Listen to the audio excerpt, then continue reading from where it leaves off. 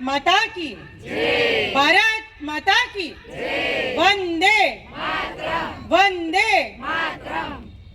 આજના 26 જાન્યુઆરી એટલે કે આપણો પ્રજાસત્તાક દિવસ નિમિત્તે આપ સર્વે ને હું હાર્દિક શુભકામનાઓ આપું છું। આજના ધ્રોલના આંગણે જે તાલુકા યોગ શિબિર ભાઈશ્રી એવા કાંતિભાઈ વસોયા તેમજ એમની યોગ ટીમ દ્વારા જે આટલો સુંદર સરસ મજાનો કાર્યક્રમનું આયોજન કરવામાં આવેલ છે, ત્યારે મને જેમણે માન આપ્યું એવા કાંતિભાઈ વસોયા તેમજ અરવિંદભાઈ તેમજ આપ સર્વે ટીમનો હું ખૂબ ખૂબ આભાર વ્યક્ત કરું છું। આજના વિશેષ કાર્યક્રમમાં યોગ એ સર્વપ્રથમ આપણા જીવનમાં એક લક્ષ્ય બનાવવું જરૂરી છે। કઈ રીતે? તો આપણા લોકલાડીલા અને આપણા દેશના વડાપ્રધાન એવા શ્રી નરેન્દ્ર મોદીજી સાહેબે પણ એક ખાસ એક ભાર મૂક્યો છે યોગ ઉપર, અને એમના લક્ષ્ય એમના સંકલ્પને સાકાર કરવા માટે આપણા ભાઈશ્રી કાંતિભાઈ વસોયા એ સરસ મજાનું આપણા ગુજરાતની અંદર એમાં એ પ્રાંત હોય, એના નીચે જિલ્લાઓ નીચે તાલુકા નીચે શહેરો અને ગામડાઓમાં ખૂણે ખૂણે જઈ આપણને નિરોગી રહેવા માટેનો એક મેસેજ આપે છે, એક સમજ આપે છે। ત્યારે તમને ખ્યાલ હશે કે 26મી જાન્યુઆરી એ આપણો રાષ્ટ્રીય પર્વ તરીકે આપણે ઉજવીએ છીએ। 15મી ઓગસ્ટ પણ આપણો રાષ્ટ્રીય પર્વ છે। જેમ ફ્રીડમ ફાઇટર્સ જે આપણા સ્વતંત્રીઓ હતા, એમણે દેશને બ્રિટિશ સામ્રાજ્યની અંદરથી છોડાવીને આપણને આઝાદી અપાવી હતી। આજે 26મી જાન્યુઆરીમાં પણ તેઓએ ધ્યાનમાં રાખ્યું હતું કે પ્રજાના હિત માટે, પ્રજાના સારા કામો થાય, પ્રજા પોતે સ્વતંત્ર બને, એના માટે 26મી જાન્યુઆરી એટલે પ્રજાસત્તાક દિન નિમિત્તેની આપણે ઉજવણી કરીએ છીએ, કારણ કે આપણને એ સત્તા આપણને પ્રાધાન્ય મળ્યું છે। પરંતુ આપણો દેશ આઝાદ થયા પછી પણ આજે પણ ક્યાંક આપણે ગુલામીમાં છીએ। તો કઈ ગુલામી? તો આપણા શરીરના અંદર પ્રવેશેલા રોગ, જેનાથી હજી સુધી આપણને મુક્તિ મળે નથી।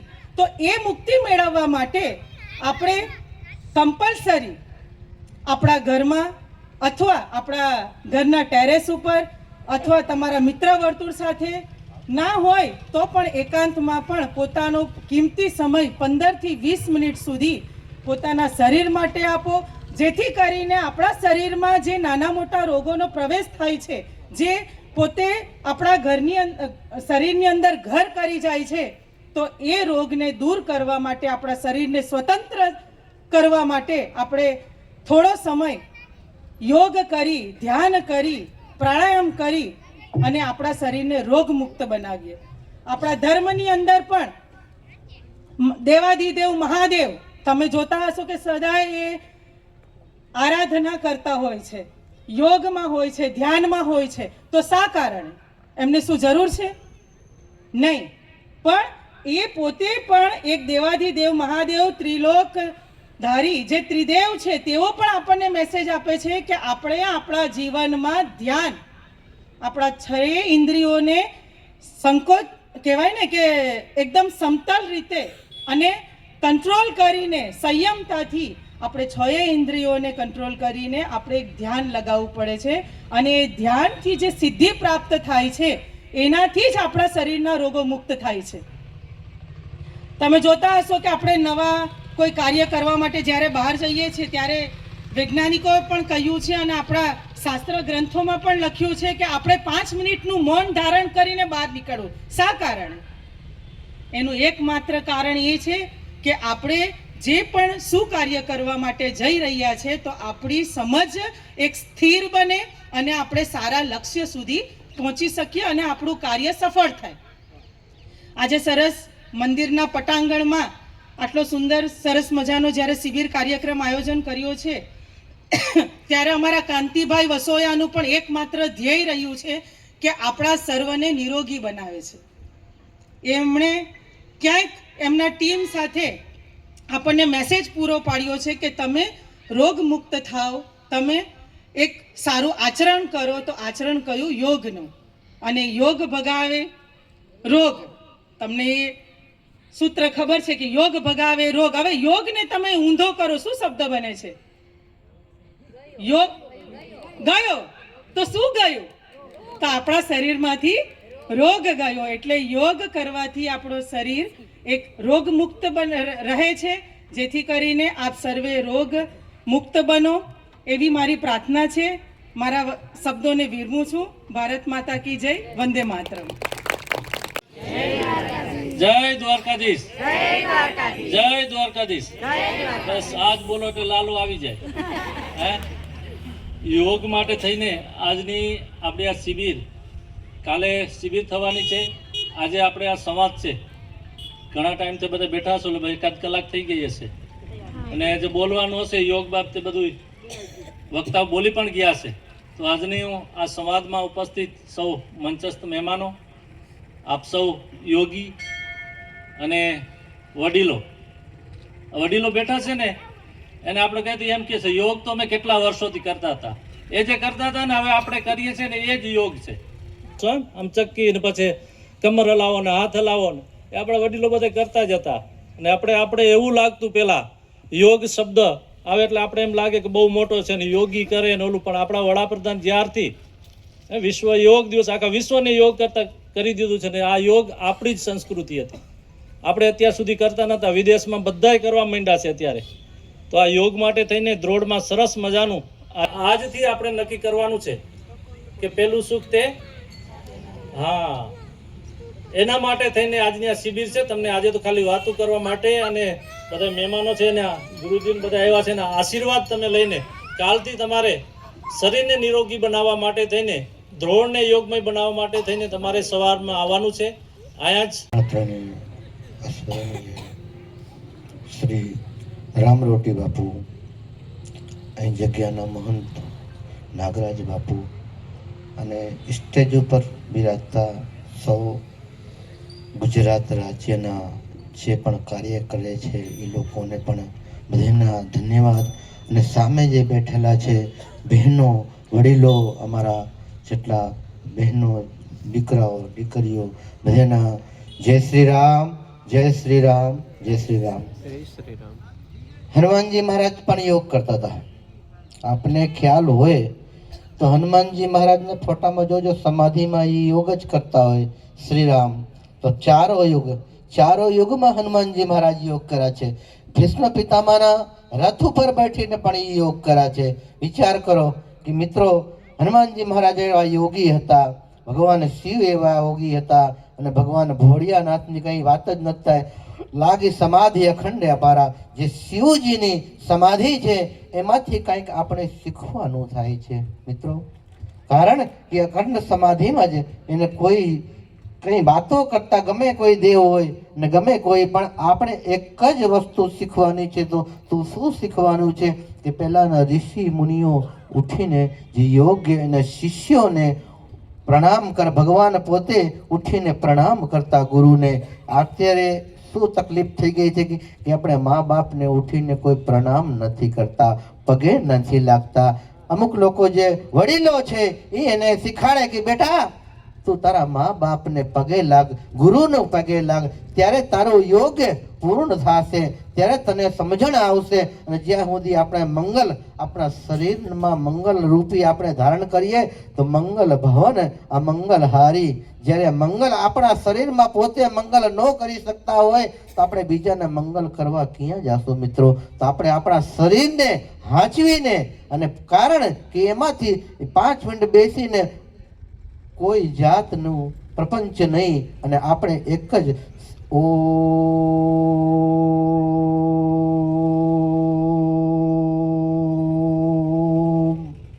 ઓમકારના અંદર બધું આખું જગત સમાઈ જાય. બાપ આપણે જાણીએ અને બુજીએ, જાણીએ ત્યારે એમ થાય કે ના હો ઓમકાર ને શાંતિ, જે શાંતિમય જે આપણા જીવનમાં શાંતિ ન લઈ આવી શકતા હોય, પોતાને શાંતિ ન લઈ આવી શકતા હોય તો યોગ કેમ કરશું? તો પોતાના જીવનમાં જ્યારે શાંતિ થશે, જ્યારે શાંતિ આવશે ત્યારે તમે યોગ કરી શકશો. ત્યાં સુધી યોગ નથી કરી શકતા. તો પોતાના મનમાં શાંતિ લાવ, એના માટે 5 મિનિટ માટે તમારું જીવનને બધું મૂકી દો, સાઈડમાં મૂકી દો અને 5 મિનિટ દીવા રાખીને ભગવાનને જેને તમે માનતા હો એને યાદ કરો. તમારે મા બાપને માનતા હો તો એને યાદ કરો, ભગવાન ભોળિયાનાથને માનતા હો તો એને યાદ કરો. પણ કોકને કંઈક ના કંઈક જીવને મૂકવું પડે છે. તો શું મૂકવું પડે છે?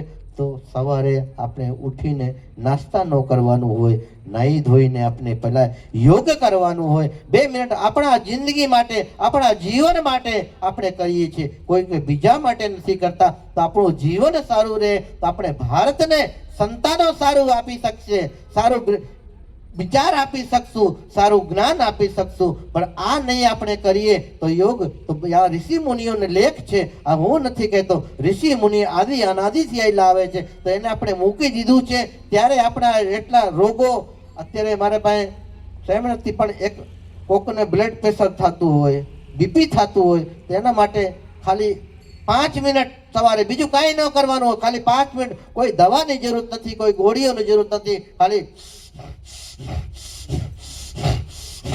અંદર શ્વાસ લ્યો. તમારે બીપી મિત્રો ન ઘટી જાય તો મને અઠવાડિયામાં આવીને કહેજો, બાપુ તમે શું આ ઢોંગ કરો છો? પણ 10 મિનિટ ખાલી કાયમ તમારા બીપી ન ઘટે તો મને ડાક્ટરને જઈને અઠવાડિયામાં અપાઈ આવજો. પણ તમારે કરવું પડે મિત્ર. કેના માટે આપણે કરીએ છીએ? તો આપણા શરીર માટે, આપણા નિરોગી રહીએ, ભગવાન આપણને નિરોગી રાખે.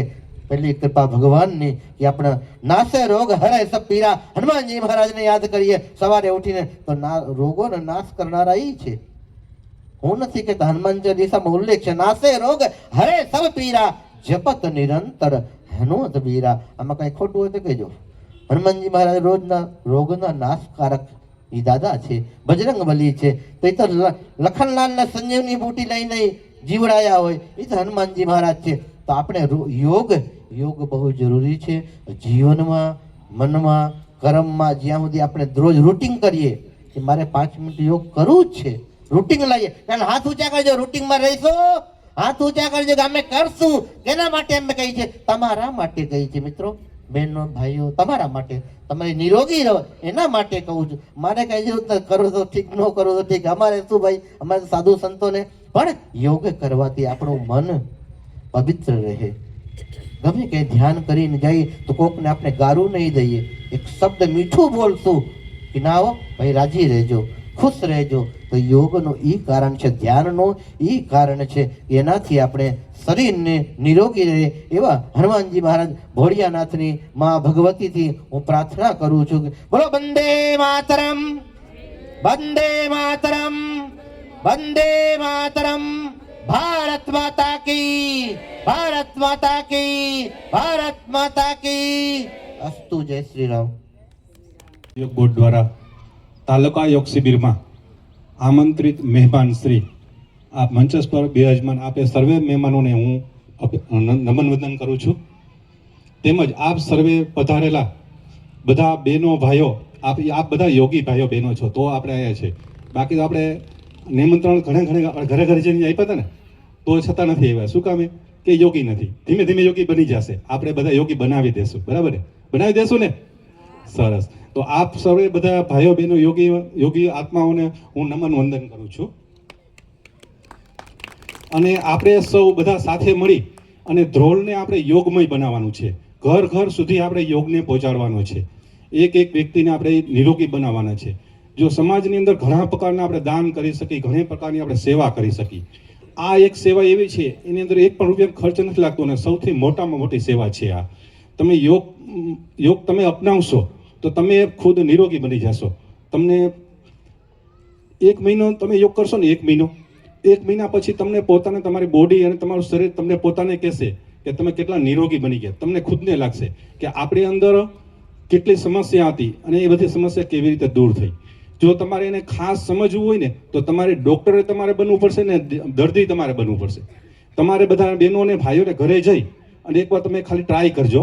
પહેલાં તમારું નામ લખજો બુકમાં, પછી તમારું વજન કરજો, બરાબર. પછી તમારી જે કાંઈ સમસ્યા હોય ને એ બધી લખજો કે તમને શું શું સમસ્યા છે. માથું દુખે છે, કમર દુખે છે, પગ દુખે છે, થાઇરોઇડ છે, જે કાંઈ સમસ્યા ને બીપીની કે જે કાંઈ, એ બધી સમસ્યા તમે લખજો.